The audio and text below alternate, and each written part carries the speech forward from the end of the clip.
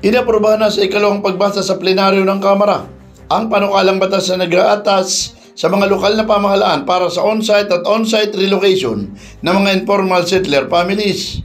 Ang House Bill No. 6278 o an Act establishing an on-site in city, near city, or off-city local government resettlement program for informal settler families ay nag-aamyenda sa Republic Act No. 7279 o ang Urban Development Housing Act.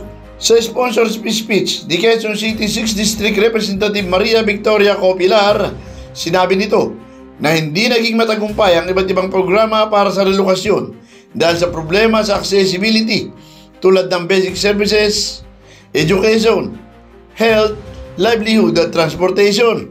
Historically, several settlement programs of the government have been deemed unsuccessful because of low occupancy due to the accessibility of the settlement sites, including access to basic social services like education, health, livelihood, and transportation.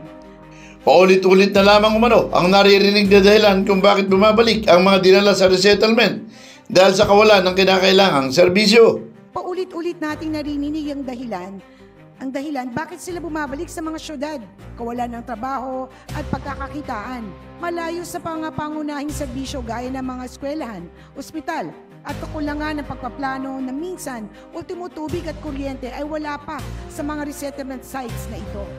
Sa ilalim ng panukala, palalakasin ang kapangyarihan ng local government unit, ang Department of Human Settlement and Urban Development na maipatupad ang makatao, partisipatibo, sustainable resettlement program na dumaan sa konsultasyon, community planning at social preparation. This bill mandates that the LGU prioritize the resettlement of informal settlers family with on-site resettlement as a default option to be implemented after proper consultation and alignment with people's plan. If on-site resettlement is not possible, in-city relocation may be pursued following proper procedure, and near-city resettlement considered if in-city is also unfeasible. Isinasad rin sa panukala ang off-city resettlement ay last resort. Papayagan lamang kung ang proceeding options ay hindi posible at dapat dumaan sa tamang procedure. Off-city resettlement is the last resort, allowed only when the preceding options are not possible and must likewise follow proper consultation and procedure. Tinitiyak din sa naturang panukalang batas ang akses sa mga pangunahing serbisyo at programa, pangkabuhayan at trabaho. Inaatasan din ang iba't ibang ahensya na unahin ng kapakanan at pagpapaunlad ng mga benepisyaryo. Tinitiyak din ng batas na ito ang akses ng mga apektadong pamilya sa mga pangunahing serbisyo, programa, pangkabuhayan at trabaho.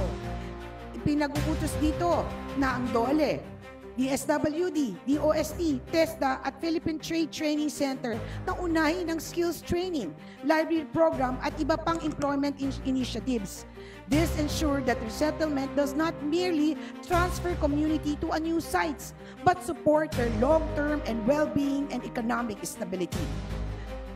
Felix Tambongco, The Observer News, DWRB 103.9 News FM. Ikaw ang una.